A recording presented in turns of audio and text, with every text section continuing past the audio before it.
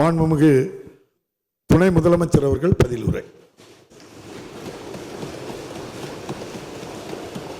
மாண்புமிகு பேரவைத் தலைவர் அவர்களே, அரண்மனையில் இருந்த அரசியலை திராவிட இயக்கமாக்கி ஆலமரத்துக்கு எடுத்து வந்தவர் தந்தை பெரியார் அவர்கள். அந்த திராவிட இயக்கத்தை வெட்டவெளிக்கு எடுத்து சென்றவர் பேரறிஞர் அண்ணா அவர்கள். வெட்டவெளியில் இருந்த திராவிட இயக்கத்தை ஊர்தோறும் கிராமம் தோறும் கொண்டு சேர்த்தவர் முத்தமிழறிஞர் டாக்டர் கலைஞர் அவர்கள். ஊர்தோறும் இந்த திராவிட இயக்கத்தை தன்னுடைய திட்டங்கள் மூலம் ஒவ்வொரு வீட்டுக்கும் கொண்டு சேர்க்கின்றவர் நம்முடைய தலைவர் அவர்கள், மாண்புமிகு முதலமைச்சர் அவர்கள். பாரம்பரியமும் பெருமையும் மிக்க இந்த தமிழ்நாடு சட்டப்பேரவையில் நம்முடைய துறைகள் சார்ந்து துணை முதலமைச்சர் பொறுப்பை ஏற்ற பிறகு முதன்முறையாக அந்த விவாதத்தின் மீது பதிலுரை வழங்குகின்ற வாய்ப்பை வழங்கிய இந்திய ஜனநாயகத்துடைய போர்க்குரல் மாண்புமிகு முதலமைச்சர் அவர்களுக்கு என்னுடைய நன்றியும் வணக்கத்தையும் நான் தெரிவித்துக் கொள்கின்றேன். மாண்புமிகு சட்டப்பேரவை தலைவர் அவர்களுக்கும் என்னுடைய வணக்கத்தை தெரிவித்துக் கொள்கின்றேன்.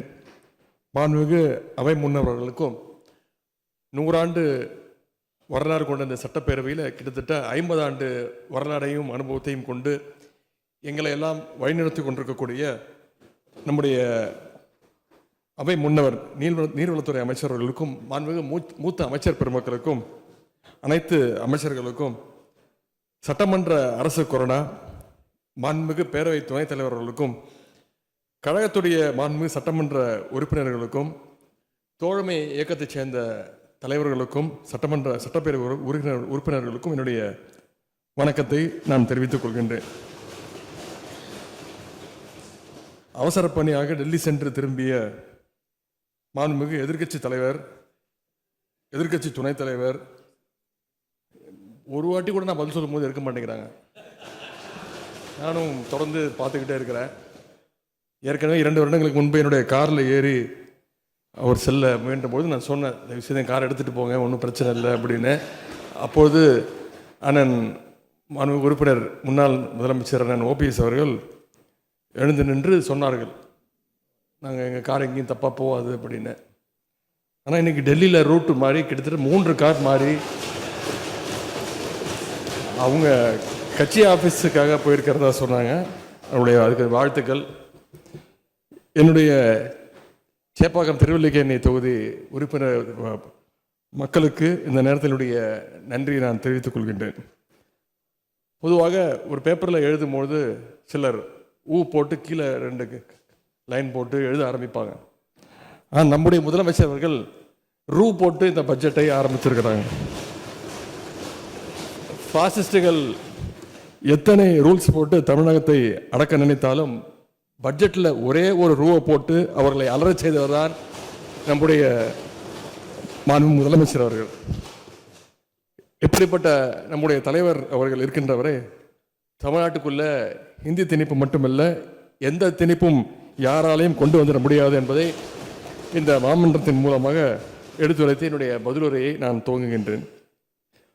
வறுமை ஒழிப்பு திட்டங்கள், ஊரக கடன்கள் துறை.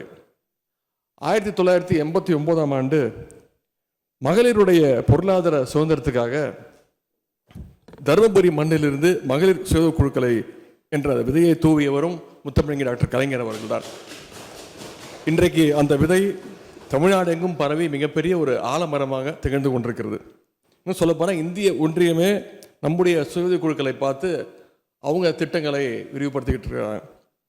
நான் எந்த மாவட்டத்திற்கு சென்றாலும் அங்குள்ள அந்த சுய உதவி குழுக்களை சேர்ந்த சகோதரிகளை நேரடியாக ஒவ்வொரு குழுவாக முடிந்தவரை சந்திக்க வேண்டும், அவங்களோடு உரையாட வேண்டும் என்று முதலமைச்சர் அவர்கள் அறிவுறுத்தியிருந்தாங்க. அதன்படி சமீபத்தில் திருவாரூர் மாவட்டம் சென்ற பொழுது பழவனக்குடி ஊராட்சியை சேர்ந்த அந்த குழுக்களை, அந்த சகோதரிகளை சந்தித்து ரொம்ப நேரம் உரையாடினோம். அப்போது அந்த சகோதரிகள் சில கோரிக்கைகளை முன் வச்சாங்க. அதை முதலமைச்சருடைய கவனத்திற்கு எடுத்து சென்றவுடன் உடனடியாக அதை தீர்க்க வேண்டும் என்று உத்தரவிட்டோன்னு கோரிக்கைகள் ஏற்கப்பட்டு 5 மணி நேரத்துக்குள்ள அவங்க கேட்ட கலைஞர் கனவு இல்லம் திட்டம், வீட்டுமனை பட்டா உட்பட ஏராளமான தீர்வுகளை உடனுக்குடன் வழங்கினோம்.